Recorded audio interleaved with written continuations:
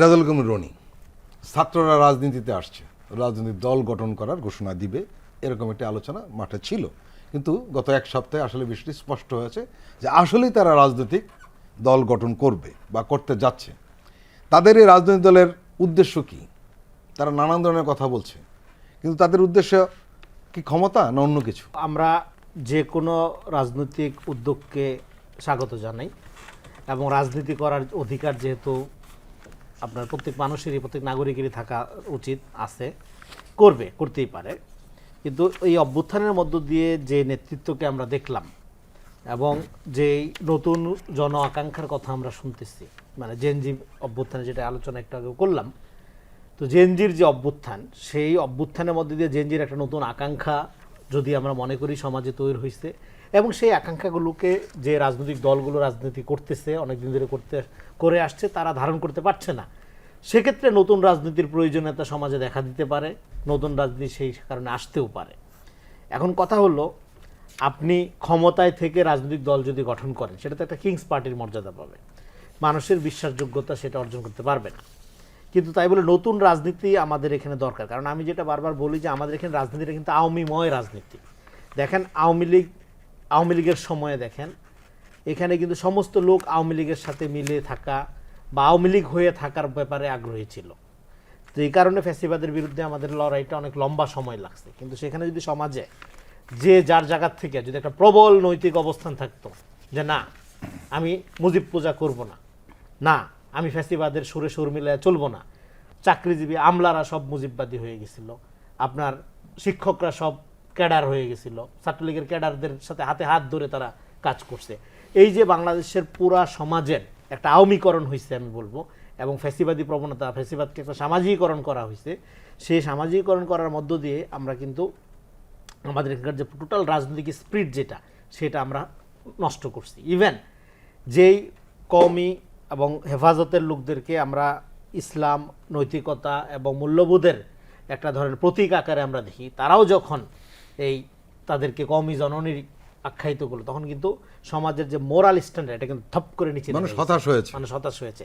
ফলে ফ্যাসিবাদ প্রলং করার, লম্বা সময় থাকার একটা সুযোগ পেয়েছে এই পুরো অবস্থার মধ্যে। ফলে আমি অনেকে এবং এর মধ্যে একমাত্র আপনি যদি দেখেন বিএনপির দিকে, বিএনপি তার জেল, জুলুম, অত্যাচার সব কিছু সহ্য করেও সে কিন্তু তার একটা গণতান্ত্রিক উপায়ে যতখানি সম্ভব সে রাস্তায় দাঁড়াইতে পারতেছে না, প্রেস কনফারেন্স করছে, সে রাস্তায় দাঁড়ানোর সুযোগ পাইছে, একটা মানববন্ধন করছে, আরেকটা সুযোগ পাইছে সে একটা সমাবেশ করছে, আরেকটা সুযোগ পাইছে জেলা পর্যায়ে গেছে, আরেকটা সুযোগ পাইছে বিভাগে আসছে, আরেকটু সুযোগ পাইছে সে ঢাকায় মহাসমাবেশের ঘোষণা দিছে, এবং তার অফিসে যেভাবে কমান্ডো স্টাইলে আক্রমণ করা হইলো, হ্যাঁ, এবং সেখানে থেকে সব কিছু লুটপাট করা হইলো আমরা দেখছি, এবং হাজার হাজার নেতা কর্মীদেরকে আপনার গায়েবী মামলা দেওয়া হয়েছে। পৃথিবীর ইতিহাসে এত গায়েবী মামলা আর কোথাও হয়নি। এবং নেতাকর্মীরা আপনার বনে জঙ্গলে নদীতে নৌকাতে ঘুমাইতেছে। তার মানে কি একটা গৃহযুদ্ধ, আরেকটা সেকেন্ড মুক্তিযুদ্ধ শুরু হওয়ার উপক্রমের দিকে চলে গেছিল দেশটা। সেই জায়গায় বিএনপি কিন্তু একটা শান্তিপূর্ণ আন্দোলন সবসময় করে গেছে, কিন্তু সেই আন্দোলনটা জনগণের প্রত্যাশা অনুযায়ী সবসময় করতে পারছে, সে দাবি আমি করব না, কিন্তু সে করে গেছে তার মতো করে যাওয়ার মধ্যে দিয়ে আজকে কিন্তু দেখেন এই যে বেগম খালেদা জিয়া, আমি বলছিলাম গণতন্ত্রের প্রতীক এবং বাংলাদেশের সার্বভৌমত্বের প্রতীক আকারে আজকে দাঁড়াইছে। এবং ছাত্র জনতা কিন্তু ঠিকই বলছে তারা যে ছাত্র জনতার অভ্যুত্থানের ফসল হলো মুক্ত খালেদা জিয়া, এবং ছাত্র জনতা এবং বিএনপিরও সবার মিলে। এবং এই জন্য আমরা বলবো যে অভ্যুত্থানের স্পিরিটটাকে আমরা ডিভাইডেড করতে দিব না। এই যে ছাত্র, বিএনপি, জামাত, এই ডিভিশনটা আমাদের দরকার নেই। অভ্যুত্থানের স্পিরিটটা এটা খুবই পবিত্র স্পিরিট, এটি বাংলাদেশ গঠনের জন্য যথেষ্ট। অভ্যুত্থান হওয়ার মধ্যে দিয়ে ফ্যাসিবাদের পতন হয়েছে, কিন্তু রাজনৈতিক বন্দোবস্ত তো কায়েম হয়নি।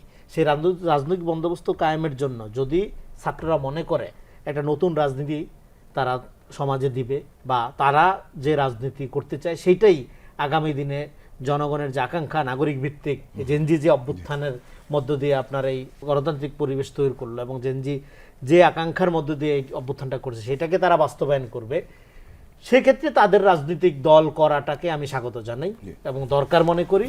তারা যদি রাজনৈতিক দলই করে, তারা যে নাগরিক কমিটির কথা বলতে, সেই নাগরিক কমিটিতে নাগরিক নেই, ছাত্ররাও নাগরিক, কিন্তু শুধু ছাত্ররা তো নাগরিক না, নানা পেশাজীবী আছে, নানা বয়সের লোকজন আছে। তো এটা একটা ছাত্র কমিটি, মোরললেস। তো নাগরিক কমিটি দিয়ে প্রপারলি নাগরিক কমিটি হয়ে ওঠারও একটা ব্যাপার থাকে। রাজনীতি আপনি করবেন, ওয়েলকাম। বাংলাদেশের রাজনীতি এই মুহূর্তে সবচেয়ে বেশি দরকার। বাংলাদেশের মানুষ রাজনীতি সচেতন না হইলে এইভাবে ফ্যাসিবাদ আসতো না। বাংলাদেশের মানুষ দলাদলি প্রবণ, দলকানা, দলের জোয়ারে দলের হুজুগে থাকে। আমাদের রাজনীতি দরকার, নতুন রাজনীতিকে স্বাগতম, কিন্তু সেটা ট্রান্সপারেন্ট হতে হবে। চালাকি, ভণ্ডামি এবং আপনার সুযোগ সুবিধা, রাষ্ট্রীয় সুযোগ সুবিধার মধ্য দিয়ে না, জনগণের ভেতর থেকে আসতে হবে, জনগণের ভিতর থেকে রাজনৈতিক শক্তির উত্থান হতে হবে। তাহলেই কেবল সেটা জনগণের কাছে আস্থাভাজন হবে, জনগণের সমর্থন লাভ করতে পারবে।